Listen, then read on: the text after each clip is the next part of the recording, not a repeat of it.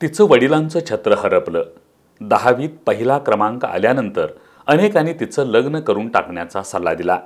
मात्र शिक्षणाची कास धरून शिवाजी विद्यापीठाची मास कॉमची विद्यार्थिनी साई सिमरन घाशी हिनं यावर्षीचं राष्ट्रपती सुवर्ण पदक पटकावलं. अतिशय खडतर मार्गातून प्रवास करत तिनं या यशाला गवसणी घातली आहे. या यशानंतर तिनं पाठबळ देणाऱ्यांसह शिक्षणाला विरोध करणाऱ्यांचंही विशेष आभार मानलेत. कारण त्यांच्यामुळंच मी घडले असं ती आज आवर्जून सांगते. तिच्या कर्तृत्वापुढं आज आकाश ठेंगणं वाटावं अशा साई सिमरन घाशी हिच्या प्रवासावर प्रकाश टाकण्याचा एस न्यूजचा हा छोटासा प्रयत्न. शिवाजी विद्यापीठाचा 60वा दीक्षांत समारंभ सोमवारी होतोय. यंदा राष्ट्रपती सुवर्ण पदक मूळची 32 शिराळ्याची असणारी साई सिमरन हिदायत घाशी हिनं पटकावलंय. राज्यपाल रमेश बैस यांच्या हस्ते ते प्रदान करण्यात येणार आहे. मात्र तिचा हा प्रवास सोपा नव्हता. आपल्यात जिद्द, चिकाटी, कष्ट घेण्याची तयारी असेल तर आपल्यासाठी आकाशही ठेंगणं असतं हेच तिनं दाखवून दिलंय. राष्ट्रपती सुवर्ण पदकाची घोषणा झाली आणि तिच्या आनंदाला पारावार उरला नाही. मला खरंच विश्वास बसत नव्हता की माझं नाव डिक्लेअर झालंय. 2 मिनटं अगदी शांत झालेले मी, असे आनंदाश्रू हे सगळं होतं. आणि खरंच खूप खूप छान वाटलं मला, कारण माझ्या कष्टाचं, माझ्या आईच्या, माझ्या भावाच्या कष्टाचं कुठंतरी चीज झाल्याची भावना मला त्यावेळी माझ्या मनात निर्माण झालेली होती. हे करणं माझ्यासाठी अगदी सहज सोपं असं काही नव्हतं, कारण मला बराच संघर्ष करावा लागला आहे आणि माझ्या आईलाही संघर्ष करावा लागला आहे. वेगवेगळ्या कसोट्यांना सामोरं जावं लागलं आहे आणि त्यानंतरच मी इथं पोहोचू शकले आहे.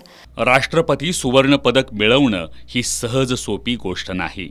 अनेक प्रसंगांशी संघर्ष करून आणि कितीतरी काट्याकुट्याच्या वाटा तुडवत तिनं हे यश संपादन केलंय. यासाठी खूप कठीण आणि किचकट निकष असतात.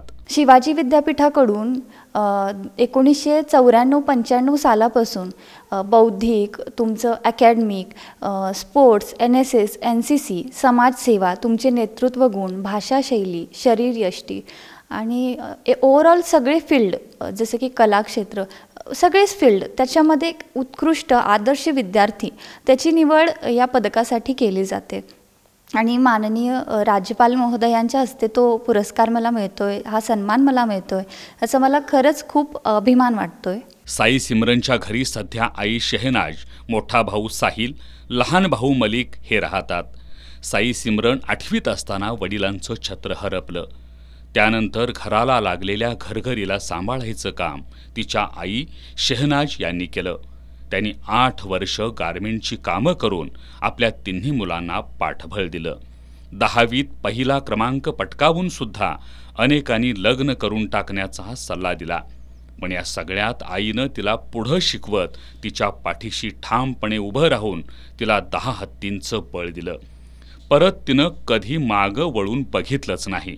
आतापर्यंत तिनं डायट न्यूट्रिशियनमध्ये पदवी, BA स्पेशल इंग्लिश पदवी, निर्भया सखी म्हणून कॉलेजमध्ये निवड, एअर पिस्टल 10 mm मध्ये नेमबाज, पंजाब गोवा या ठिकाणच्या परिषदेत अनेक पेपर प्रेझेंटेशन, आकाशवाणीवरील महंदंबेचे धवळे या कार्यक्रमाचं दिग्दर्शन, अमृतसर नावाची डॉक्युमेंटरी, राज्यस्तरीय वक्तृत्व स्पर्धेत सहभाग, NSS बेस्ट व्हॉलिंटियर, युवा कोविड योद्धा, यंग जॉईंट इस्लामपूर सहेलीच्या अध्यक्षा यासह आतापर्यंत तिची 3 पुस्तकंही प्रकाशित झाली आहेत.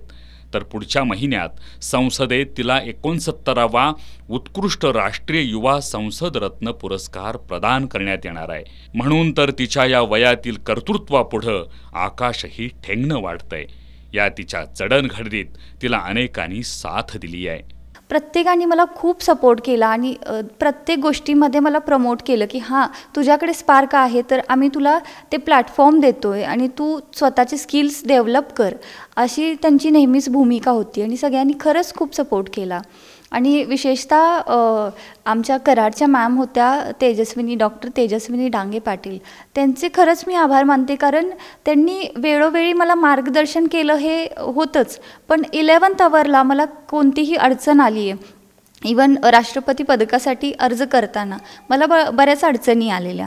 त्यावेळी देखील त्यांनी मला अगदी 11th आवरला मी फोन केला आहे आणि त्या नाही म्हणतात असं काहीच नाही. त्या नेहमी माझ्या पाठीशी उभ्या राहिल्या. या सगळ्यामध्ये अनेक जण तिच्या पाठीशी उभे राहिले, तिच्या पंखांना बळ दिलं, म्हणून तर ती यशस्वी भरारी घेऊ शकली.